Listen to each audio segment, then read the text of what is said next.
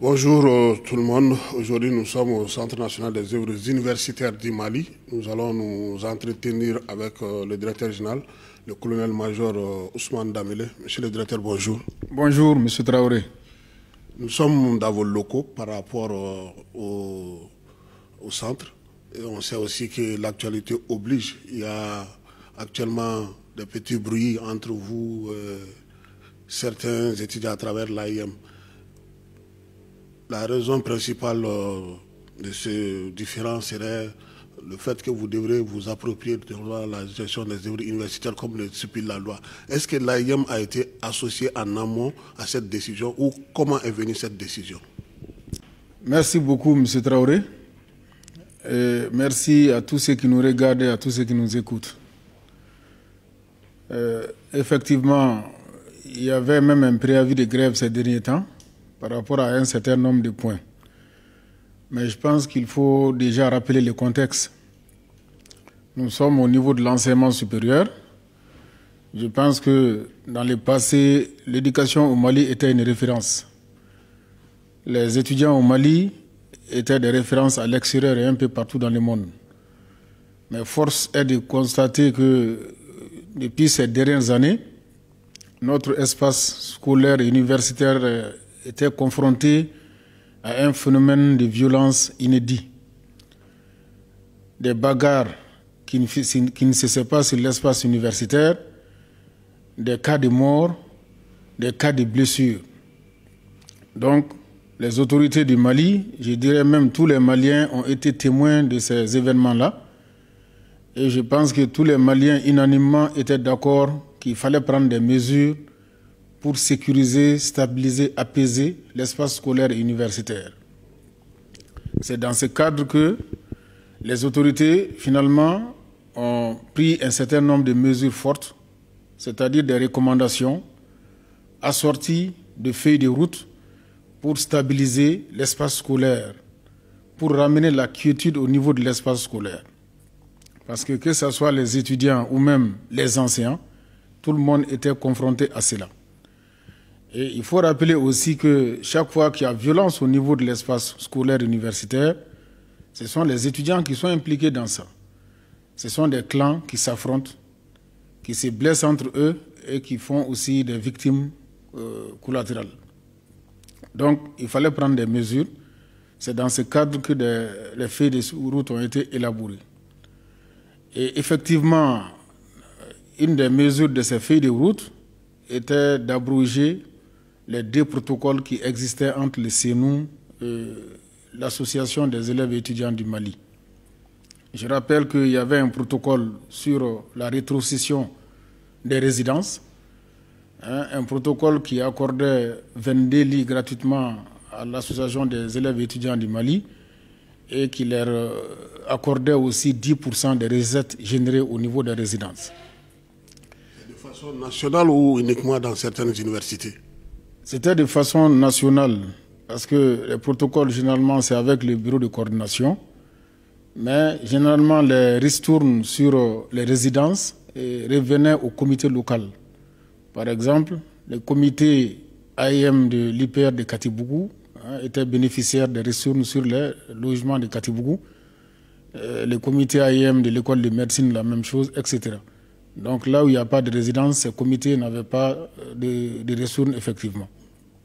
Mais le deuxième protocole portait sur la contribution aux œuvres universitaires, une contribution que les étudiants du Mali ont commencé à payer depuis 2008. Donc une contribution d'un montant de 5 000 francs. Donc chaque fois que les CNU recouvraient cette contribution aussi, 10% du montant revenait à l'Association des élèves et étudiants du Mali.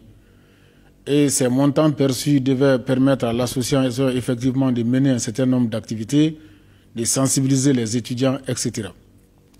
Mais il a été constaté que la violence au niveau universitaire et scolaire avait pour origine principale, si on peut le dire comme ça, l'argent.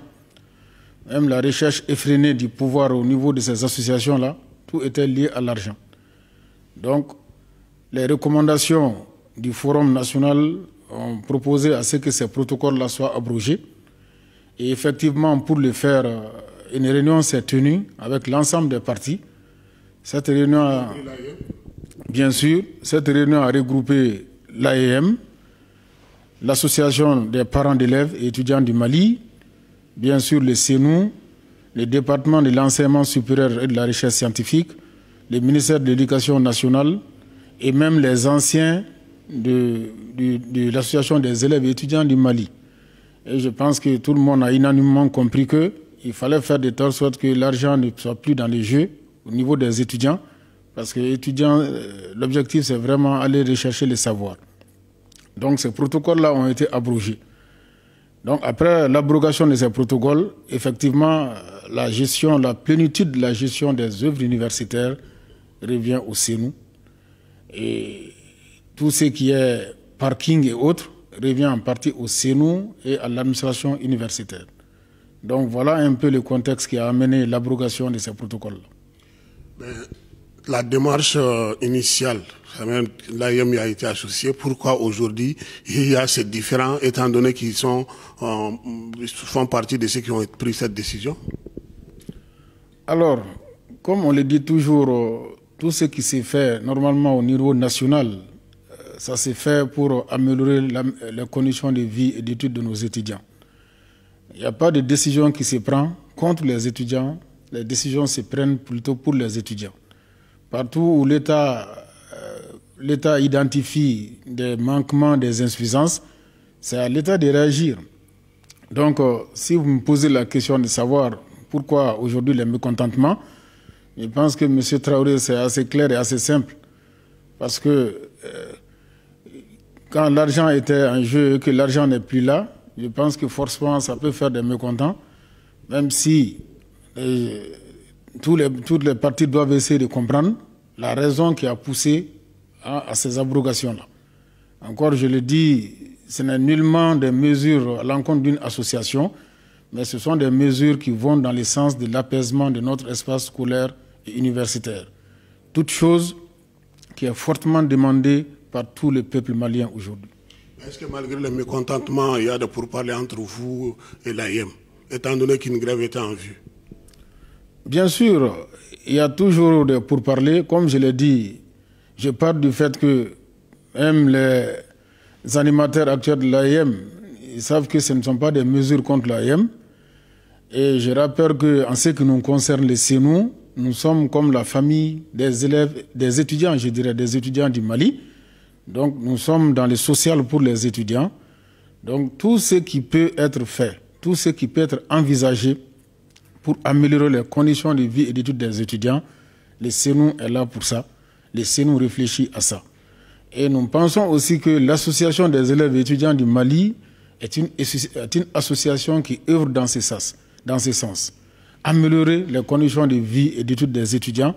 Donc, les conditions sont toujours créées pour que nous travaillions ensemble, pour que nous veillons ensemble sur vraiment le bonheur des étudiants.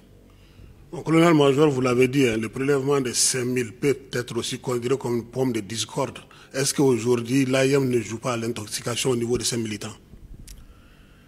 Je pourrais considérer cela comme ça, parce que je pense que la contribution aux œuvres universitaires, comme je l'ai tantôt rappelé, n'est pas une nouveauté. Et je dirais aussi que ce n'est pas une spécificité du Mali.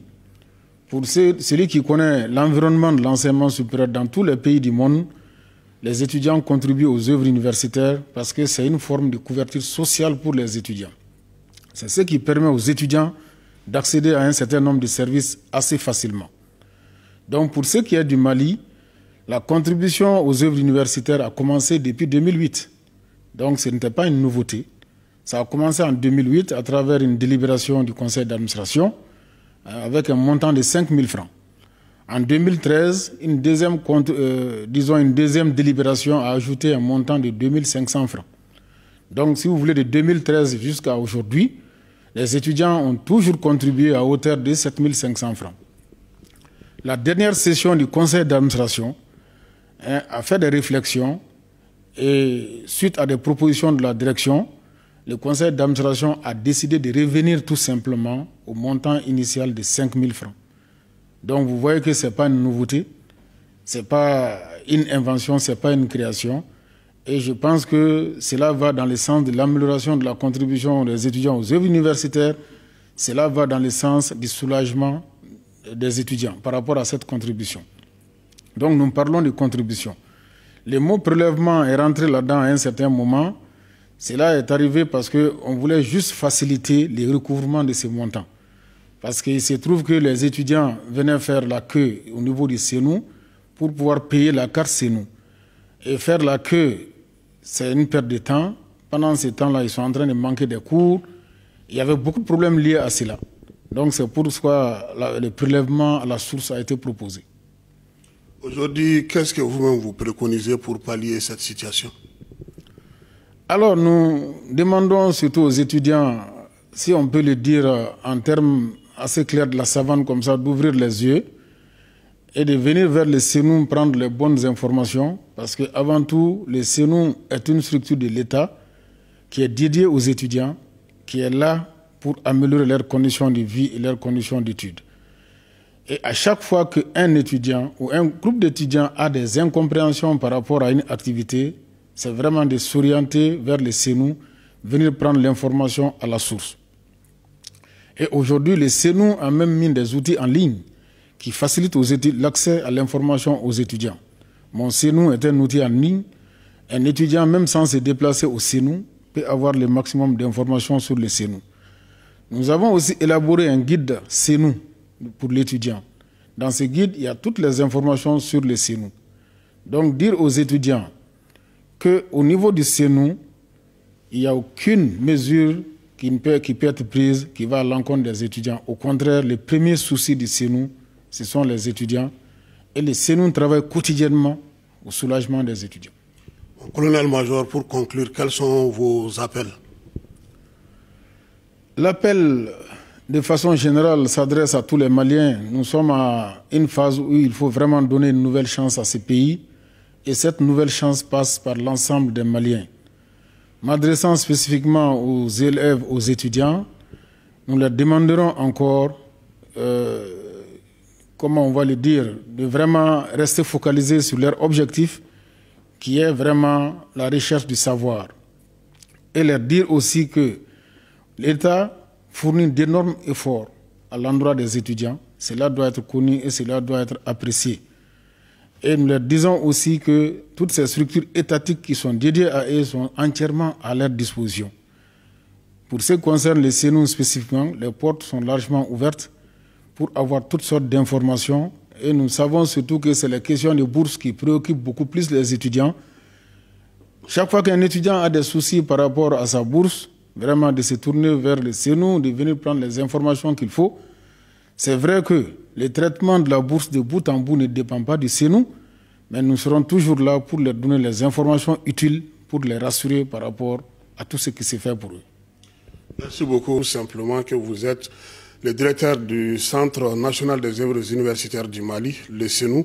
Vous avez donné des explications par rapport à cette situation qui prévaut actuellement. Je pense que les étudiants auront des oreilles attentives par rapport à cette situation. Nous vous donnons rendez-vous pour la version Bamana dans une poignée de secondes.